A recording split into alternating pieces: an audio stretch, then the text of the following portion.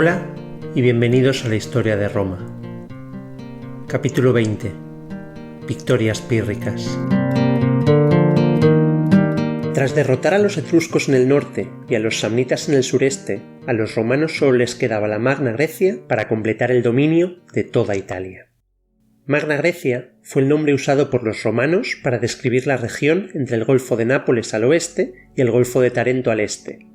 Para entendernos, la suela de la bota de la península itálica o lo que hoy serían las regiones de Apulia, Calabria y Basilicata. En esta región, así como en la isla de Sicilia, había numerosas colonias griegas que vivían principalmente del comercio. Las colonias griegas, sin embargo, eran independientes entre sí y pese a compartir una misma cultura, eran feroces rivales comerciales y pasaban más tiempo enfrentadas que unidas. De igual manera, aparte del comercio y de la cultura, estas colonias griegas en Italia no dependían de ninguna polis griega. Por lo general, Grecia y el resto del Mediterráneo oriental se mantenían al margen de lo que ocurriera en Italia y en el resto del Mediterráneo occidental. Cuando Alejandro Magno subió al trono en el año 338 a.C., toda su ambición estaba puesta en el este, con la conquista de Persia, Egipto y hasta la India. Tras su muerte, en el 323 a.C., los principales generales lucharon durante 40 años en las conocidas guerras de los Diádocos. Para el año 281 a.C., la situación se había estabilizado bastante, de modo que cuando un comandante griego finalmente miró hacia el oeste con ambición fue solo debido a las limitadas oportunidades de conquista que había en el Mediterráneo oriental posalejandrino. Este comandante fue Pirro de Épiro, o de Epiro, nacido en el año 318 a.C., justo antes de las guerras de los Diádocos. Era príncipe de Épiro, un reino situado en lo que hoy en día son los Balcanes, en la periferia del mundo griego. Además, Pirro era primo segundo de Alejandro Magno, por lo que se vio envuelto en las guerras por controlar su legado. Cuando solo tenía 2 años, su padre se vio destronado y la familia entera se vio obligada a exiliarse. A los 16 años, fue devuelto al trono de Épiro por el poderoso rey en el que se había refugiado su familia, pero un año después fue depuesto de nuevo. A través del matrimonio, Pirro consiguió hacerse con algunos amigos poderosos mientras soportaba su segundo exilio, y con estos nuevos aliados, Pirro recuperó el trono por segunda vez a la edad de 23 años. Lleno de ambición, se alió con otros generales para atacar e invadir Macedonia, la patria de Alejandro Magno, pero su reinado sobre los macedonios fue breve, de apenas unos meses, puesto que poco tardaron sus propios súbditos en rebelarse y expulsarle. Corría el año 284 a.C. y la situación en Oriente se estaba estabilizando. Lo que una vez había sido el imperio de Alejandro estaba ahora dividido en 3 grandes reinos. Por un lado, Grecia, Macedonia y Tracia. Por otro, el antiguo reino persa, que estaba gobernado por Seleuco, y finalmente, el Egipto ptolemaico. Había poco sitio para un ambicioso líder de 34 años de un reino griego menor. Así que, cuando pocos años más tarde, Tarento, una de las principales ciudades de la Magna Grecia, envió mensajeros a Grecia solicitando ayuda contra los romanos, Pirro aprovechó la oportunidad para cubrirse de gloria.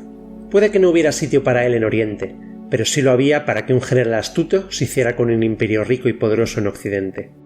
Pirro respondió noblemente a la llamada de auxilio y preparó a su ejército para ir al rescate de sus compatriotas, que pronto, con suerte, serían también sus súbditos. ¿Pero qué había pasado? Roma había formado una alianza con Turios, una pequeña ciudad de la Magna Grecia. Turios estaba teniendo problemas con unos nativos, por lo que pidió ayuda militar a Roma, y los romanos enviaron una pequeña flota para ayudar a sus aliados. Sin embargo, para llegar a Turios, la flota romana tuvo que atravesar el Golfo de Tarento, violando así un tratado que existía entre Roma y Tarento. Enfurecidos, los tarentinos atacaron a la flota romana, hundiendo 4 barcos y capturando uno más, lo que indignó gravemente a Roma. ¿Cómo se atrevían a atacarlos sin provocación? Ellos solo estaban pasando para prestarle ayuda a una ciudad aliada. Roma envió una delegación a Tarento para exigir disculpas y una compensación económica, pero los tarentinos recibieron a los enviados con rudeza y los despidieron con insultos. Roma no necesitó más provocaciones, y en el año 282 a.C. se declaró la guerra. Tarento no poseía un ejército capaz de hacer frente al romano, así que estos pudieron dedicarse a saquear y arrasar los campos de la ciudad enemiga. pero en el año 280 a.C., Pirro llegó con todo su ejército, al menos 25.000 soldados y 20 elefantes de guerra, y los romanos tuvieron que retirarse ante tan inesperado enemigo. Entonces, el rey griego comenzó a trazar planes para la conquista completa de la península. Pero los romanos, que acababan de conquistar Italia, no estaban dispuestos a renunciar a ella fácilmente. Los romanos enviaron un ejército de 8 legiones al sur para hacer frente a este ejército invasor, y se encontraron con Pirro cerca de Heraclea. Pirro confiaba en la victoria, pero empezó a tener dudas al ver cómo los romanos construían metódicamente sus campamentos fortificados. No se trataba de la horda de bárbaros por las que los griegos tomaban a los romanos. Esto era un ejército organizado y disciplinado de una sociedad civilizada. Ligeramente preocupado, Pirro condujo a su ejército al campo de batalla. Falanges griegas contra manípulos romanos se enfrentaban por primera vez en la historia, y la lucha estaba igualada hasta que Pirro ordenó a sus elefantes entrar en escena. Los romanos nunca se habían enfrentado a estas bestias, y los caballos romanos huyeron dejando desprotegidos los flancos. La caballería epirota cargó y certificaron la derrota de Roma. Sí, Roma perdió la batalla, pero las bajas habían estado repartidas y Pirro lo tenía mucho más difícil para conseguir refuerzos. Había ganado, pero los romanos, en vez de romperse y huir despavoridos, se retiraron ordenadamente hacia su campamento. Esto no iba a ser tan fácil como él pensaba. Sin embargo, una victoria era una victoria, y gracias a ella, varios pueblos nativos de Italia, recelosos de Roma, como los samnitas, corrieron a unirse a Pirro. Al fin y al cabo, hacía mucho tiempo que nadie vencía a los romanos. Alentado por estos refuerzos, Pirro envió embajadas al Senado romano en busca de una tregua o un tratado de paz que le permitiera establecerse mejor en Italia y preparar futuras campañas. Pirro prometió liberar a todos los prisioneros romanos a cambio de la libertad para todos los pueblos italianos que se habían rebelado e inviolabilidad para Tarento. Por supuesto, esto significaba devolver a los samnitas todas las tierras que habían perdido durante las guerras. Por increíble que pueda parecer, el Senado consideró seriamente estos términos. Los elefantes habían causado grandes estragos en el ejército romano, que no sabía cómo enfrentarlos, y el ejército de Pirro acababa de ampliarse enormemente con los refuerzos samnitas. A punto estaban de votar a favor de la resolución cuando Apio Claudio Ciego entró en la curia a detenerles. Apio Claudio, muy anciano y ya completamente ciego, apenas salía ya de su casa, pero en esta ocasión hizo que una litera le condujera al Senado, donde pronunció un gran discurso contra Pirro y lo engañoso que podía resultar. Además, ¿cómo iba Roma a permitir que un extranjero recién llegado a Italia les dictase lo que tenían que hacer con sus territorios? La guerra tendría que seguir mientras que Pirro y sus ejércitos estuvieran en la península itálica, o sería el fin de Roma. Convencidos, los senadores votaron unánimemente contra la paz y expulsaron al diplomático epirota. Enfadado, Pirro marchó hacia Roma. Se dice que el grueso del ejército se quedó a tan solo 35 kilómetros de Roma, mientras que las avanzadillas habían llegado a estar a tan solo 9 kilómetros. Pero la llegada del invierno en un territorio hostil le hizo recapacitar y prudentemente se retiró a Tarento a pasar el invierno. Una anécdota interesante que ocurrió durante aquel periodo es que Pirro accedió a liberar a los prisioneros romanos para que pudieran ir a celebrar las Saturnales con sus familias, con la condición de que debían regresar después. Los romanos, honorablemente, celebraron la Saturnalia, que era el equivalente romano de las Navidades, y cumpliendo su palabra, volvieron a Tarento. Un año más tarde, en el 279 a.C., ambos ejércitos volvieron a enfrentarse cerca de la ciudad de Asculum, en Apulia. Los romanos estaban dirigidos por Publio Decio Mus, hijo del héroe de la Tercera Guerra Samnita y nieto del héroe de la Primera Guerra Samnita, que traía una idea para hacer frente a los elefantes de guerra: unos carros que rodeaban las patas de las enormes bestias con cuerdas para derribarlos. La idea era sin duda original, pero dio escaso resultado. En cuanto la infantería griega se deshizo de los molestos carros, una carga de los elefantes volvió a romper la igualdad del combate y los romanos tuvieron que huir tras 2 días de lucha. Pirro había ganado de nuevo, pero la batalla había sido costosa y muchos de sus mejores oficiales habían caído.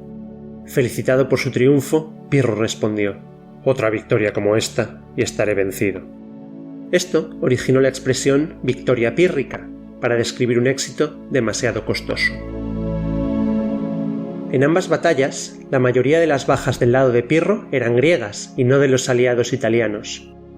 Sumando el hecho de que la victoria en Asculum no supuso ningún tipo de avance ni victoria estratégica contra Roma, Pirro empezó a pensar que la guerra no iba a ser ni tan fácil ni tan rentable.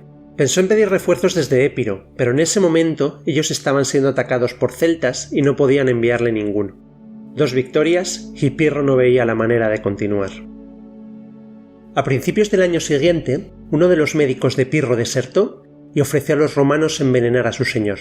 Los cónsules lo enviaron de vuelta ante su rey, afirmando que aborrecían la idea de conseguir una victoria mediante la traición. Para mostrar su gratitud, Pirro envió a Roma a todos los prisioneros romanos, sin tener que pagar ningún rescate.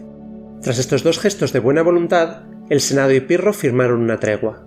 Adicionalmente, Cartago envió una embajada a Roma y ambas potencias firmaron un tratado por el cual serían aliadas y no se enfrentarían entre sí. Por otro lado, Pirro había recibido una llamada de ayuda desde Siracusa, una colonia griega en la isla de Sicilia, que estaba en problemas por la invasión de la isla por parte de los cartagineses. La guerra contra Roma en Italia era cara y con pocas recompensas, mientras que Sicilia era fértil y rica. Sin dudarlo, embarcó hacia Sicilia dejando unas pocas tropas en Tarento. En aquel momento, Sicilia estaba dividida entre los cartagineses, que controlaban el oeste, y los griegos, que controlaban el este. Al enterarse de la inminente llegada de Pirro, los cartagineses sitiaron Siracusa, la ciudad griega más importante de la isla, e intentaron capturarla antes de que llegara Pirro. Pero no lo consiguieron y fueron expulsados cuando Pirro desembarcó. El rey griego reclamó Siracusa como suya y dirigió a los agradecidos griegos contra los cartagineses, a los que hicieron retroceder hasta que se quedaron con una sola ciudad en la costa occidental. Los cartagineses ofrecieron renunciar al resto de Sicilia siempre y cuando se les permitiera mantener el único puerto, pero Pirro, confiado en la victoria final, rechazó la oferta y atacó. Pero fue incapaz de desalojar a los cartagineses de su fortaleza, y entonces decidió atacar directamente la ciudad madre norteafricana, Cartago, situada en la actual Túnez. Ordenó a los sicilianos que reunieran un ejército y le construyeron una flota para la invasión. Pero los lugareños ya se habían cansado del estilo dictatorial de Pirro y se negaron. Les había ayudado contra los cartagineses, sí, muchas gracias, pero ¿a qué hora había dicho que se iba? Enseguida Pirro se vio envuelto en árdides e insurrecciones de todo tipo, y aprovechando una nueva petición de ayuda de Tarento, decidió abandonar Sicilia. Cuenta la leyenda que al dejar la isla, Pirro dijo: «Qué buena arena de combate dejamos aquí para romanos y cartagineses».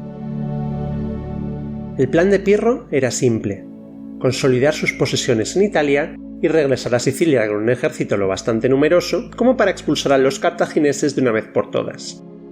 Pero sus planes nunca se cumplieron. En el año 275 a.C., las debilitadas fuerzas de Pirro y las romanas se enfrentaron cerca de Maleventum, en Campania.